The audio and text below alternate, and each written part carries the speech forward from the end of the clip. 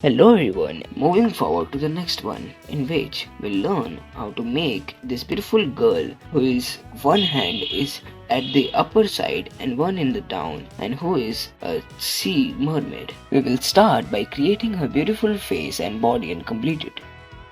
Moving forward to the next one, in which we'll make this easy and beautiful drawing of this beautiful sheep who has really wavy hairs on all over her body, and complete it by following the steps.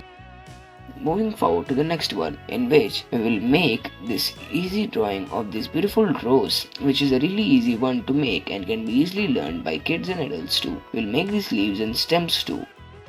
Moving forward to the next one, in which we'll create a big bow tie for the beginning, and then we'll create this beautiful drawing of this cute one by following the steps. We'll make the face and then the body of this beautiful one as shown and completed.